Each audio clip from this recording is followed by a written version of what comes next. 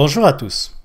Dans la vidéo précédente, nous avons eu une introduction avec les variables, notamment nous avons utilisé des nombres avec nos variables.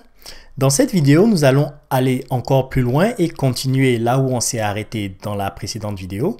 Du coup, rentrons directement dans le vif du sujet.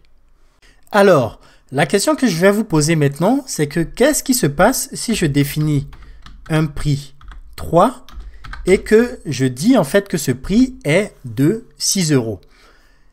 Quel sera le type de ce prix? Est-ce que ce sera un entier ou un nombre décimal?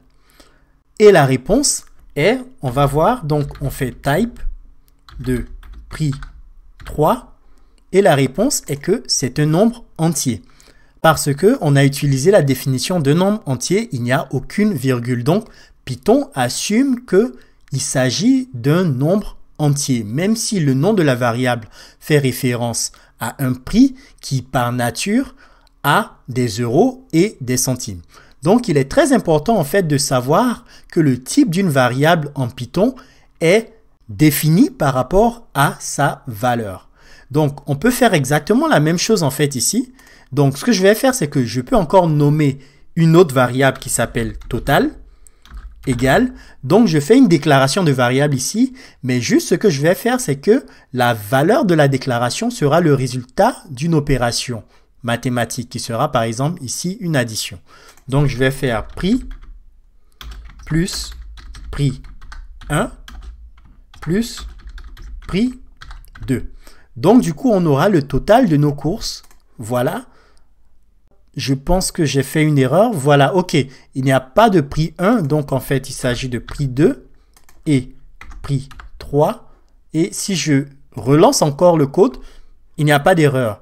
Et si je tape le nom de la variable totale, je l'exécute, on a le résultat des courses. Et comme vous allez le voir, je fais encore type de total. On aura float qui est un float parce qu'on a additionné un float avec un int, donc du coup, le float est prédominant. La raison est très simple parce que 6, c'est aussi égal à 6.0 et 6.0 est un float. Quand il y a une addition entre une variable de type int et une variable de type float, le résultat sera de type float, donc nombre à virgule. Alors, ensuite, nous avons vu en fait qu'il était possible d'écrire du texte à l'écran avec print, avec la fonction print. Donc, on peut faire print bonjour. Donc, j'exécute et en fait, on a le résultat qui est ici, qui est bonjour. Donc, bonjour en fait est ce qu'on appelle une chaîne de caractères. Donc, on peut définir une variable avec la valeur bonjour. Et pour ce faire, je vais juste définir une variable de nom texte et je vais lui affecter la valeur bonjour. Donc, j'exécute, rien ne se passe. Et si je tape texte et que j'exécute, on a bonjour. Ce qu'il faut remarquer ici, en fait, c'est que bonjour commence par des guillemets qui indiquent qu'il s'agit d'une chaîne de caractères. Donc, je peux définir une autre variable, en fait, de type texte 2. Par exemple, je vais utiliser une convention différente et je vais faire guillemets, espace. Ce sera très important parce que je vais vous montrer un peu plus tard pourquoi à tous. Et je peux encore exécuter en fait ici et je fais texte 2 et la valeur de texte 2 sera espace à tous. Donc, il est possible de faire exactement la même opération d'addition que l'on a faite précédemment avec le texte. Donc, je peux faire texte plus texte 2. J'exécute et on a bonjour à tous. Il s'agit d'une opération de concaténation. Donc, je vais vous montrer pourquoi les variables sont très importantes et très utiles. Donc, si je me dis, ah, mince, je me suis trompé en fait, c'est le soir. Donc, du coup, ce n'est pas bonjour, mais bonsoir. Donc, je vais faire texte est égal à, et je change le texte de la première variable à bonsoir. J'exécute et je peux encore faire texte plus texte 2. Et j'ai bonsoir à tous, qui est complètement différent en fait du résultat que l'on a ici. Donc voilà. Pour la petite parenthèse, si ici en fait je n'avais pas mis d'espace, donc on peut juste enlever l'espace Et ce qui va se passer, c'est que je vais exécuter cette cellule-là. Et Jupyter Notebook va affecter la nouvelle valeur à la variable text2. Donc, si je fais ça, même si on réexécute cette cellule-là, text2 va avoir en fait la nouvelle valeur de la variable qu'on a définie précédemment. Et donc, je vais faire ça. Et on voit en fait qu'il n'y a pas d'espace entre A et bonsoir. Donc, c'est la raison pour laquelle en fait, j'ai mis un espace ici. Et ça, c'est la petite parenthèse. C'est ce qu'on va voir dans les chaînes de caractères. Alors, le dernier type de variable qu'on va voir aujourd'hui sont les booléens. Les booléens sont des variables, donc ça c'est un commentaire, qui peut prendre la valeur true pour vrai ou false. Donc, j'exécute et par exemple, je peux juste écrire en fait true, qui veut dire vrai.